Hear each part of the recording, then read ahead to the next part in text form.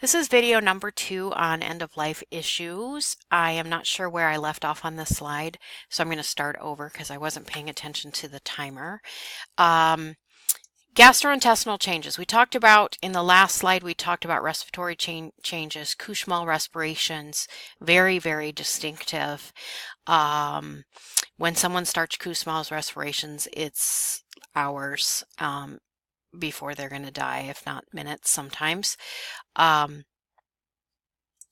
there's gastro changes. As the end of life process begins, your body is made to shut down. So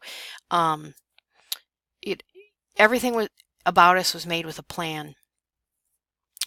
And as your body's shutting down, your bowel can no longer take energy that's required for the heart to beat and you to breathe, to metabolize and digest foods. So you stop eating, and you stop drinking. And at the end of life, that's all okay. It's very hard for families. They think you should continue IV fluid resuscitation. A lot of families want a tube feed. The problem with that is what happens with tube feed is they'll put it in the stomach and it will blow through the body like diarrhea and the patient will just be uncomfortable.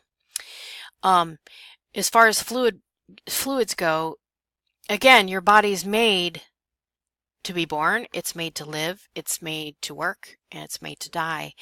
And when you stop taking oral fluids, it's all part of the shutdown process. And when you give people fluids artificially, what you're doing by hydrating them is keeping their pain sensors alive. And by keeping those pain sensors alive and hydrated, obviously the pain is worse. So it's very, very important that patients and their families, obviously they can make any decision they want. They can tube feed someone, they can ventilate them, they can do whatever they want for as long as they want. But we really need to educate the patient and the family on how the body's made to shut down. And, maybe we need to just let that happen. Those are hard conversations. We'll talk about them more in class, but no diet. If they're still taking PO, oral fluids and foods, do not restrict the diet in any way. I think I told you before, my father died of cancer when I was 18. He was 53, younger than me. And when he was dying, my grandmother, his mother, came to visit. And I know that had to be hard for her because her child was dying, even though he was a 53-year-old man. And he was asking for the funniest things. He would ask us for, one night it was shrimp cocktail. So we went and bought shrimp and made shrimp cocktail. Another night it was just bizarre. Pickled herring, like these spicy, salty things. He'd eat like 3 bites and that's all he'd want, but we didn't care. If he wanted it, we went and bought it. Well, my grandmother, every single time he wanted something, she'd say, "Oh, that's not good for you. Oh, that's not good for you. Oh, that's not good for you." Well, he was within 2 weeks of dying. Guess what? You don't have to worry about what's good for you. You have to worry about what you want. And so we had a refrigerator full of silly things that he ate a couple of bites of. And my father had a very, very cool sense of humor. So his mom was getting on his nerves so much that then every time she ate something, he'd say, "Oh, that's not good for you. Oh, that's terrible for you. You should put that away. That's really bad for you." It was really quite funny. She wanted my dad to end his life on like watered down Jello. And yuckier things than that. And, we refused it. Now, when he started vomiting, he stopped wanting those fun things to eat, but we let him have them until he chose not to.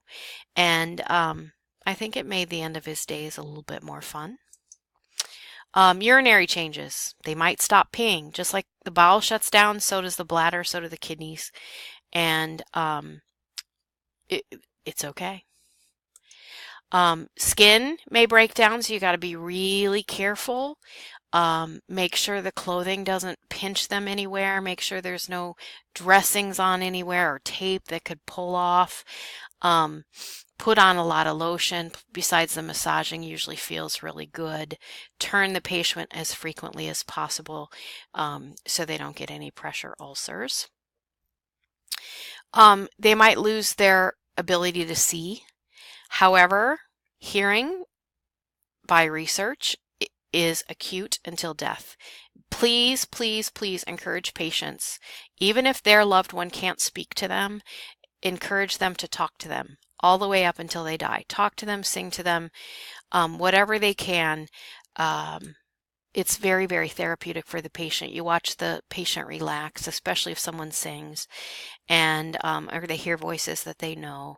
And it's very therapeutic for the family if they talk to their loved one. They might have delirium. I don't think delirium is a bad thing. I think they're on their way to going somewhere else. And I think it's part of the nervous system shutting down and making them more comfortable. And let's see here, this text is up really high for some reason. There is no way to predict what people are going to do when they die. Every single person is different.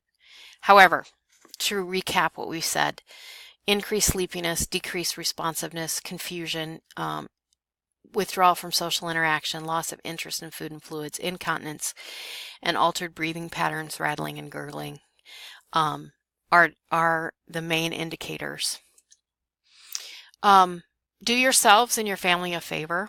This is a really good time to say, hey, this is what we're doing in class, and then they won't think you're crazy. Talk to your family about what they want and what they don't want. If there's family present at the end of someone's life, make sure that they are there, that they're able to touch them, hug them, hold them for as long as they want. And then very specifically learn the cultural practices of your patient so you know what is expected in the minutes, hours, days after the patient's death. And the nursing practicality. After the death has to be pronounced by either an RN who listens for heart tones for a full 5 minutes, or a physician. Sorry, it's not an LPN skill.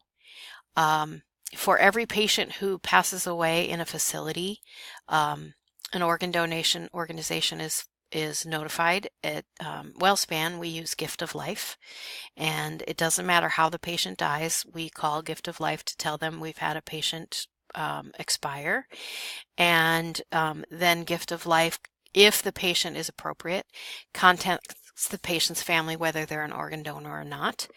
That is not in the hands of the nursing staff. That Gift of Life takes that responsibility. An autopsy is performed if the death is unattended or unexpected. A hospice patient does not have an autopsy or need for a coroner. And then post-mortem care is done. And again, if the death was expected, any IVs, tubes, Foleys, anything like that can be removed. If the death is unexpected, everything on the patient has to be left intact so that the coroner can do a formal post-mortem examination. This is just a little bit of end of life.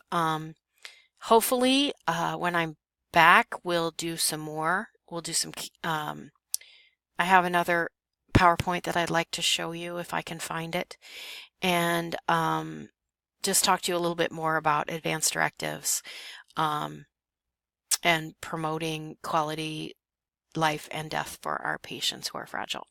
Thank you so much.